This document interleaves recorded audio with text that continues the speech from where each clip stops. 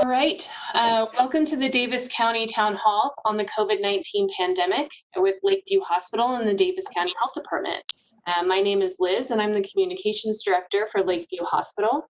I'd also like to introduce my co-moderator, Trevor Warner, the Communications Director from the Health Department. Thanks, Liz, for reaching out and letting us partner with you on this. Today, our speakers are Christy Cottrell. She's our Deputy Director of the Senior Services here at the Health Department. We've also got Dave Spence, who's our Deputy Director of Health here at the Health Department. Then we're also being joined by Troy Wood, the CEO of Lakeview Hospital. Welcome to all of you, and thank you for your time. Thank you. Thank you, guys. Thanks for joining us. So both the Davis County Health Department and Lakeview Hospital have played very crucial roles during the COVID-19 pandemic. The health department works to trace the disease, and the hospitals are tasked with treating the disease.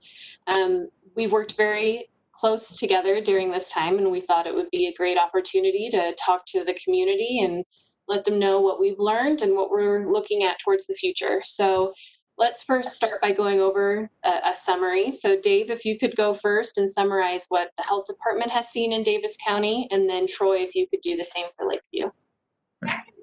Okay, thank you, Liz. I'm going to share a couple of slides with everybody here, I hope. That is not it.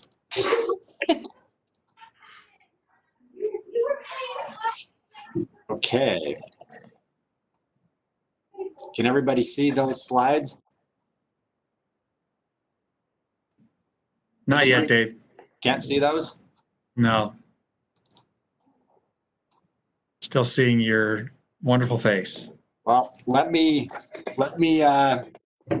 will just kind of discuss a little bit about what the health department has seen during the COVID-19. There's three areas I kind of want to talk about.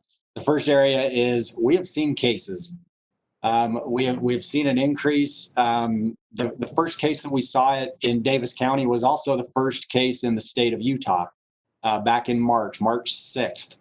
And as we moved through from March 6th until now, we saw a little bit of a rise in cases, and then we actually dipped a little bit. And during that dip is when we went from red color, statewide color, to orange, and then as we kind of hit a plateau on that, we transitioned into yellow. Since moving to yellow, not unexpectedly, we have seen case numbers go up. I think everybody has seen graphs showing that, and especially in the media, we've seen an uptick in those cases. Fortunately, we have seen a plateau in the last couple of weeks, and we hope that continues. It is important to realize that we need to keep doing the basics, and the basics that include hand washing and cleaning of commonly touched surfaces, and physical distancing, wearing masks to keep us at that plateau, and hopefully we do start coming down. So we have seen cases, and we are watching the data and making decisions based on that data. The second thing I want to talk about of what the health department has seen is we have seen a large need for education, and it runs the gamut. We have seen a need for educating citizens, leaders, other agencies, our own staff members. We have done that in a lot of different media types, answering calls, having things like this to get out our information, social media, in person. We have done a lot of education. We are out in the field, we're out in the county, and we talk to a lot of people. So I think that's been a very important role that we've played. And the third major point that we have seen as a department is we have seen our employees transition to a lot of different roles. We are pulling people that are usually out in the field, for instance, taking water samples, that are now transitioning into a role of being a contact tracer, where they're calling people and talking to them about their contacts. And that's just one example, but we have seen a huge transition of our work staff, and I really want to let everyone see and understand the importance that we have transitioned, the great work that we have done.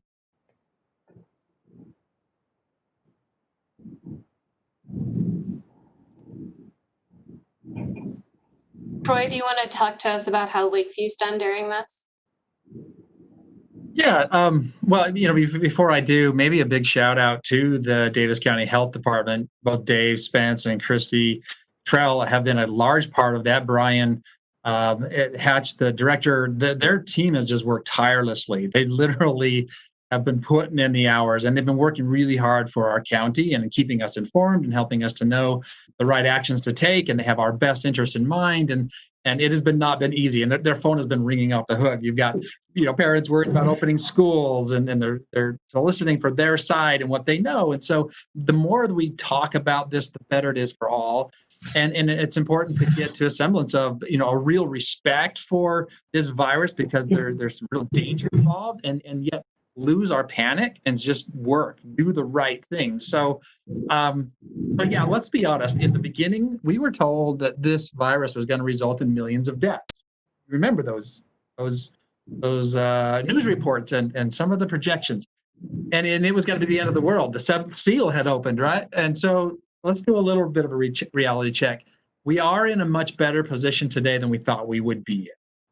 That's not to say that we're happy about the results and that people are continuing to get sick. We wish we were not in this, but the things that we're doing are having an impact. We need to do more of them and find ourselves hopefully in the spring with the ability to have immunizations to truly conquer this. But when we first started out, when this really originally opened its ugly box here and reared its head in February, we thought that it was going to be like other serious pandemics, like the swine flu, and that we were going to follow the similar trajectory. But we were taken aback a bit by how strong this hit us globally and how fast it was spreading. So with the first death in Utah with Lakeview, we had a reality check. And so it hit us very quickly. We took everything very seriously, and that actually came to be to our benefit, because we took a lot of action really fast. We started to prepare as though it was going to be Italy and New York. But we were fortunate enough to end up over-prepared. And this has subsequently led to higher numbers in Utah. We've seen an increase this summer that have turned out to be manageable in spite of them going up. And so, we here at Lakeview have averaged 2 to 4 COVID-19 patients in-house at any given time. So we've adjusted to what that would be the new normal. We don't have 10 to 15. They're not 50% of our ICU. They're not even close to that. So while fears of the unknown have been a reoccurring theme with COVID, it's slowly but surely becoming something that is known to us, that we feel like we can more and more corral, and we're beginning to understand more and more each day. All right, thank you for that, Troy. And let's stick with you. One of the things that happened during this pandemic is people became fearful of hospitals. Can you speak to that fear, why you think people feel that way, and frankly, is there any truth to it? Okay, great. I would probably say not necessarily fear that people felt towards hospitals, but they had given us the respect we were asking them to. We thought that we would be overwhelmed with COVID patients, and we said, unless you have a true emergency, stay home. I think that was the message that was given out. And so people did, to a fault. There was a time during the pandemic where both Lakeview and the local EMS, with paramedics, we saw a 30% decline in emergency room volumes. And that was distressing. And so in talking to EMS partners, they were finding more individuals dead at home that were not calling 911. Well, that wasn't the right message, especially in light of the fact that the hospitals were virtually empty in February, March, because we told you all to stay home. We canceled surgeries. And so they were ghost towns. We sent all of our staff home. So during COVID-19, unfortunately, we've seen an increase in the acuity of patients in the hospital for conditions unrelated to COVID. So that speaks to people waiting too long and getting sicker and sicker. The researchers at a health insurance company of Cigna, they analyzed the hospital admissions for that time period, February and March, and they found that many people with acute and emergency medical conditions were not going to the hospital. Between February and March, the hospitalization rate for atrial fibrillation decreased by 35%. Many strokes declined by 31% the same time frame. Well, did people stop having heart attacks? Of course they weren't. This is very sad. These are serious impairments that have long-term consequences if not treated timely. Many strokes declined by 31% at the same time. And then we had double-digit declines were recorded by Cigna in the rates of epileptic seizures, gastrointestinal bleeding, heart attacks, and appendectomies. They're all down in the double digits. So that was not the intent. We respected, or we appreciated the respect that was being offered to us.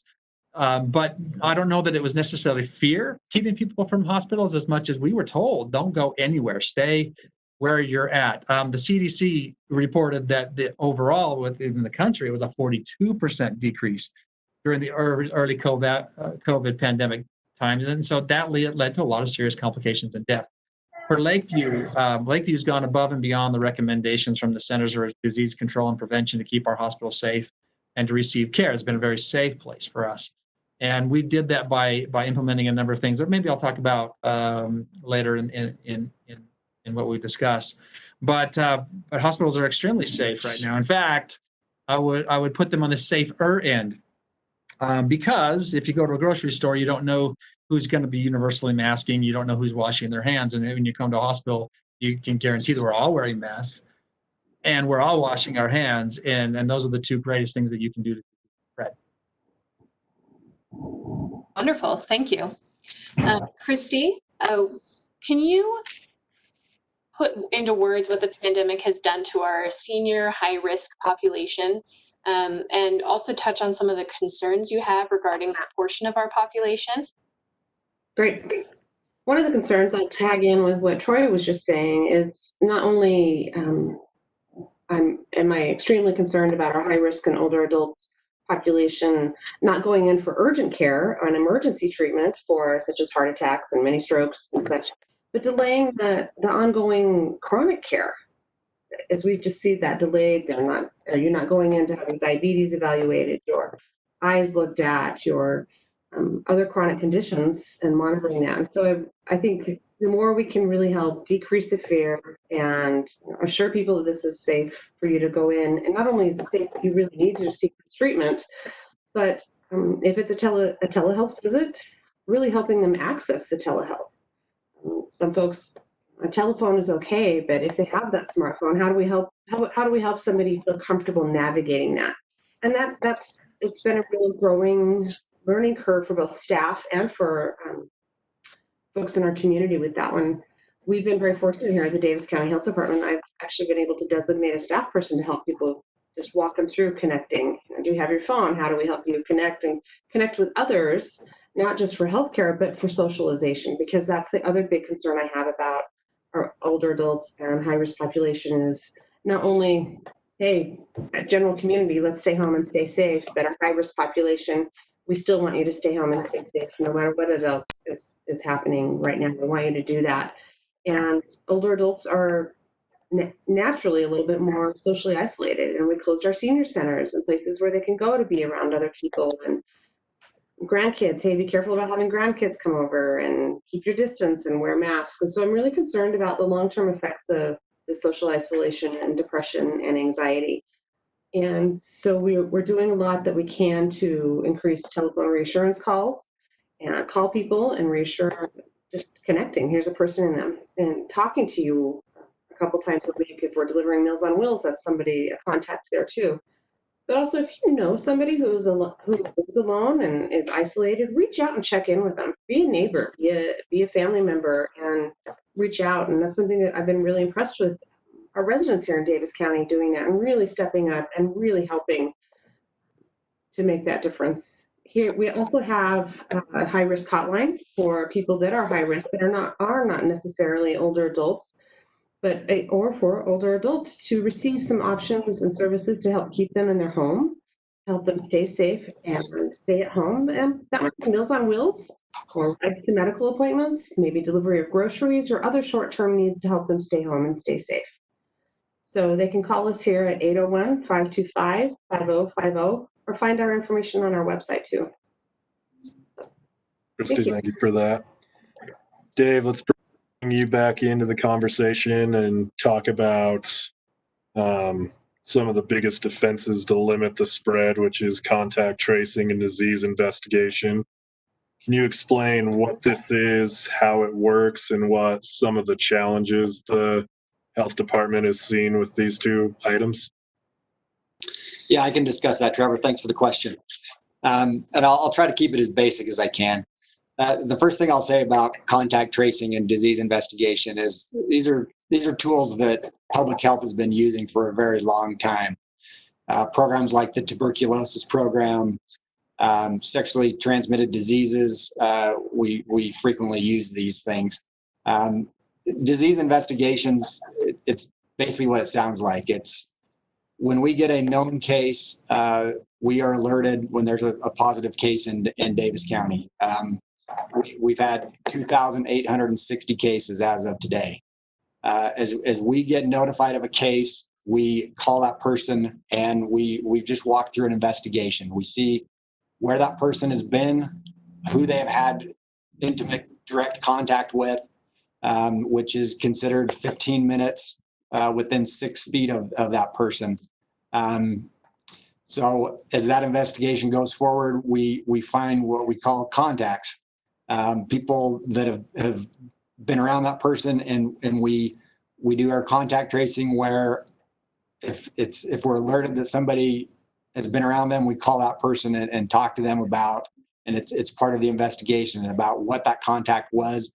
And you can imagine how these spread out. It's almost like a spider web. As you talk to people, they've had contact, they've had symptoms, maybe they've been tested, maybe they're positive, maybe they have maybe there's different information as we investigate. But doing the contact tracing is just simply contacting, talking to people, seeing what their potential of passing on this disease. And in a lot of instances, it's just educating them.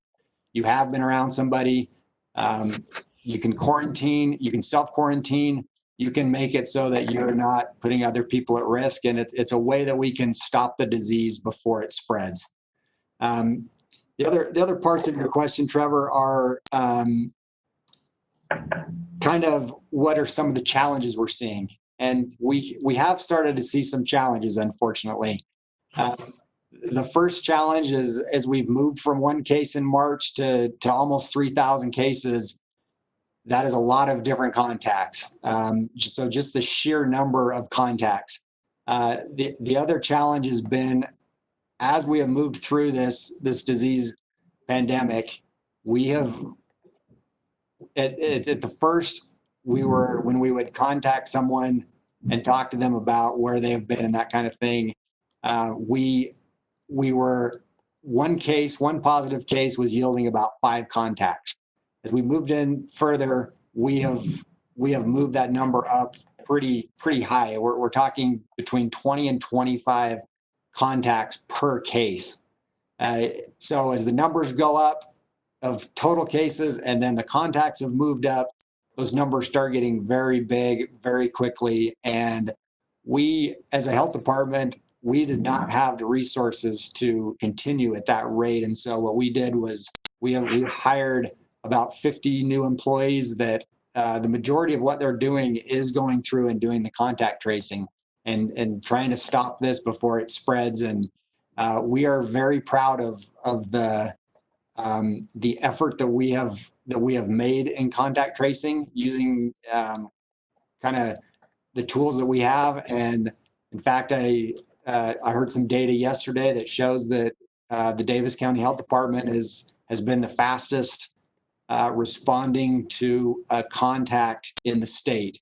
That's out of the 13 local health departments.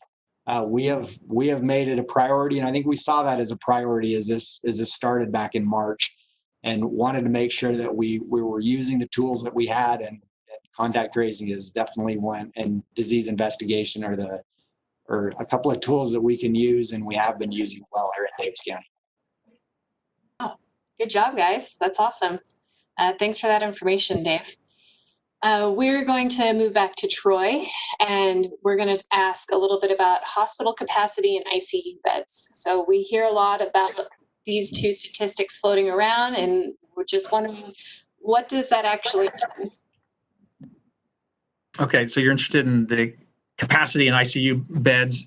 Well, when discussing the COVID-19 pandemic, people often think that each hospital is going to look like what they've seen on TV, New York, and now Texas and Florida. However, at Lakeview, we haven't had more than 4 COVID patients admitted at any given time. So since March 9th, we've seen a total of 26 inpatient COVID-19 patients.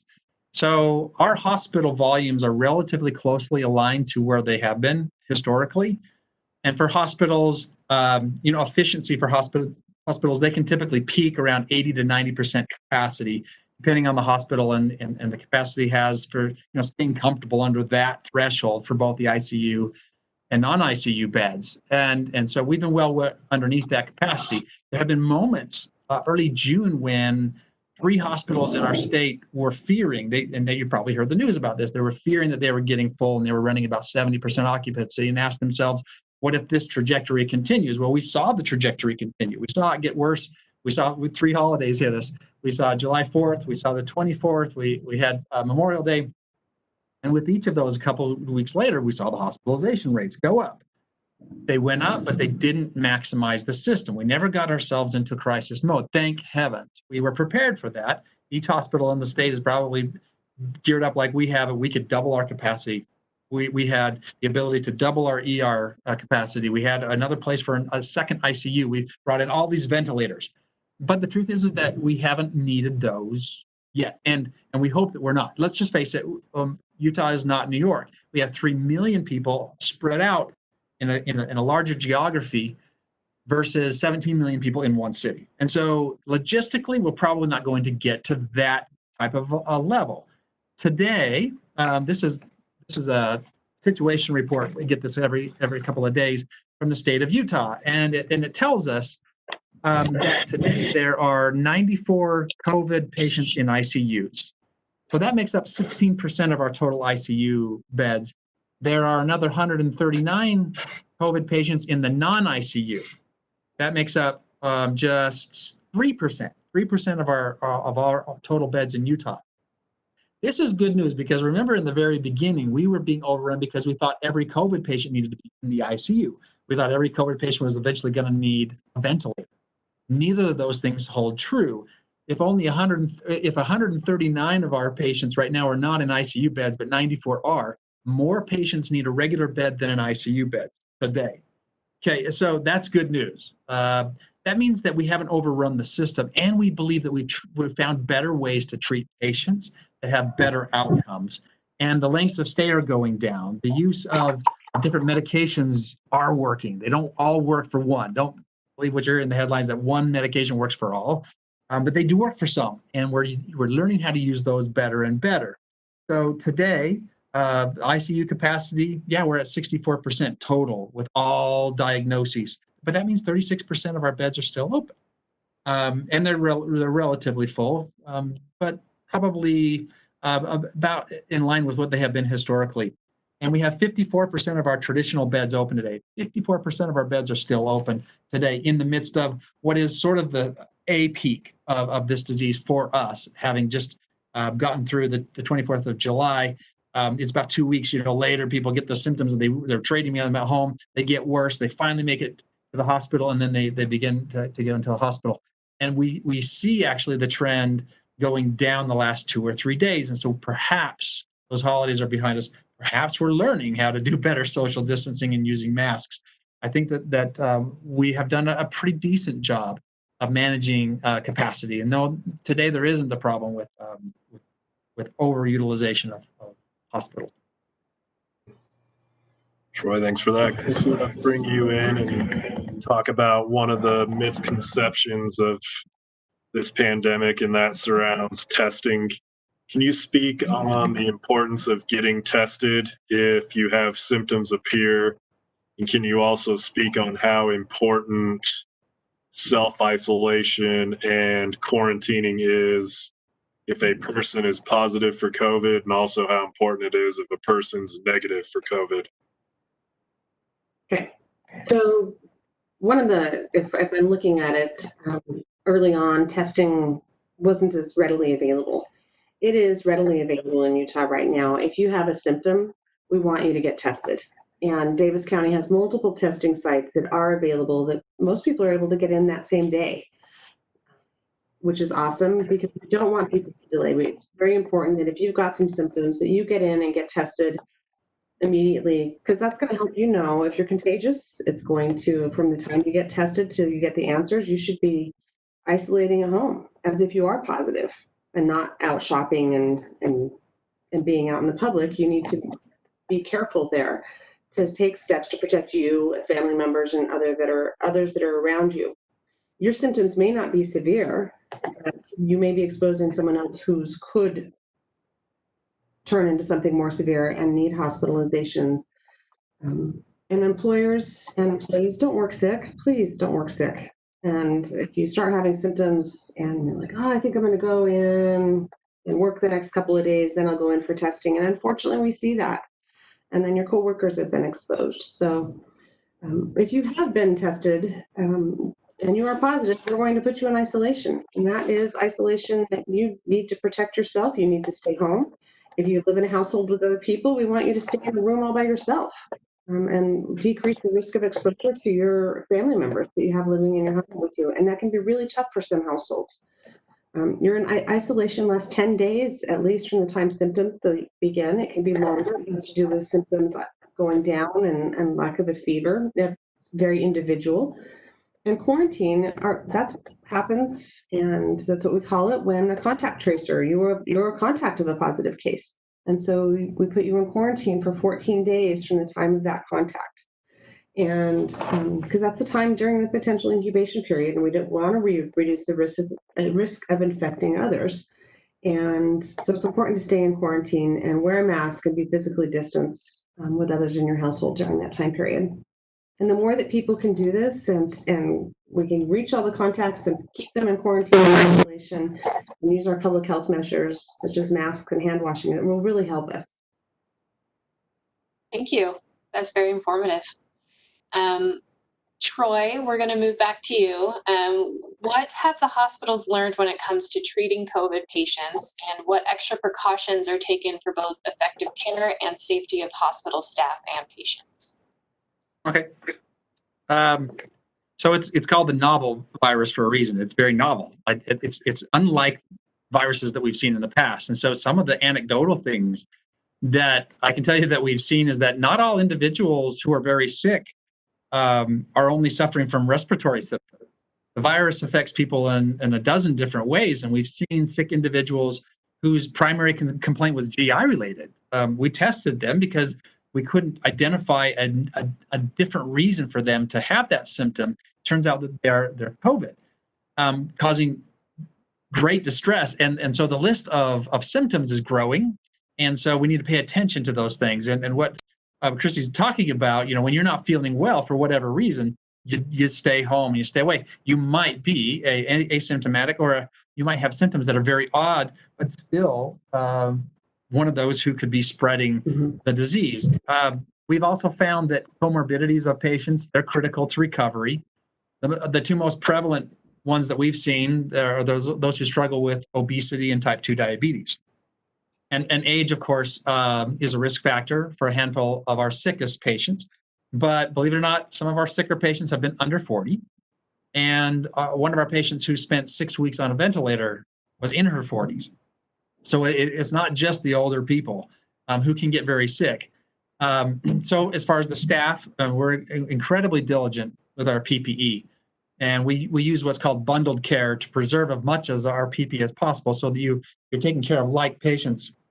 And if there's 4 COVID patients, they're going to all be together, and that nurse isn't going to take care of the other patients at another end of the hallway. We try to distance ourselves from those, and that way we're keeping patients from being cross-contaminated.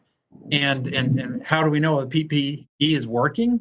Well, our nurses are the ones taking care of them. We know that they're in contact with sick patients with COVID. And if you had to guess how many of our staff have received COVID from being at the hospital, what would you guess? Maybe a good sized number. We've had 0, and knock on wood, very fortunate. Yeah, we've had 5 of our staff get sick from family members and whatnot. 0 of our staff have gotten sick from coming to work. We're in contact with these patients. That should give you an idea as to how important it is to mask and to wash your hands and to socially distance as much as possible. That's how we've learned to deal with this virus versus being so afraid of it. And there's a lot of precautions that are taken at the hospital that can easily be taken outside of the hospital. Yeah. Troy, thank you for that. And this question's for all 3 of you, and we can start with Dave and Christy and then finish up with Troy. Let's talk about this thing right here, the mask. Let's just reinforce why that's important, and then kind of each of you tell your narrative behind encouraging others to put a mask on when they're out in public and can't physically distance from people. So Trevor, thanks a lot for making me first. I will go first. So I would go back to the basics. I'll piggyback on what Troy said.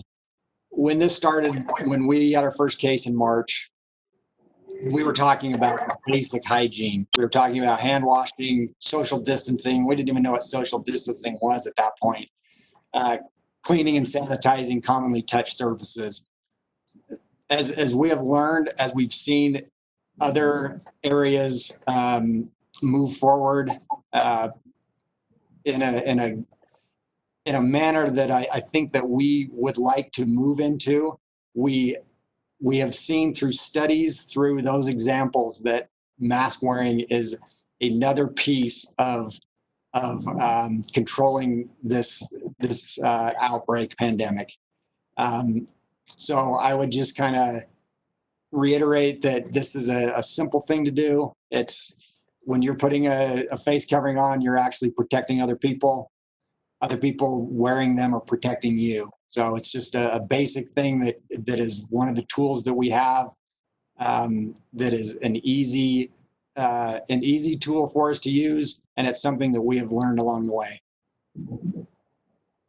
And I'll piggyback on what Dave is saying right there. I mean, it is a very powerful tool that we have right now, and it's showing more and more the effectiveness. It is a strong public health measure, just like washing your hands and staying the 6 feet apart, and wearing a mask can give you the freedom to do things. Support your local business, feel safe in my work environment, visit your parents, and maybe send your kids to school. So I think having a mask and doing our strong public health measures are going to help us get through this. So the ultimate goal here is to reduce the spread, right? And why do that? Well, so we can go back to our lives again eventually. We want things to be open. We would like to go back to sporting events. The freedoms are waiting for us. So if someone thinks that this is, taking away their freedom, I'm afraid not. That's the result is not doing the basics. We can only do so much. We're still testing the effects of some of the treatments. Okay, we can argue those.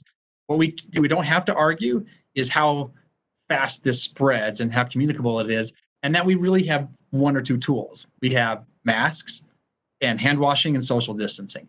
If we want to gain back our freedoms, we got to do just this simple stuff, and it's one of the only tools that we have. So we've encouraged our staff to be really good examples, not just while they're at the hospital, though that's a requirement here.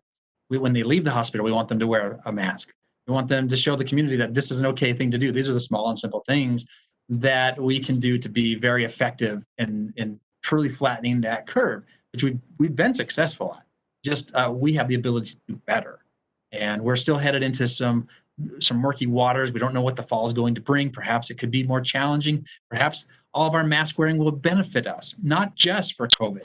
But believe it or not, it also would help us with the traditional flu that could spike at the same time. So there are lots of reasons why this could be a real simple and effective way. And so we encourage everyone to do that.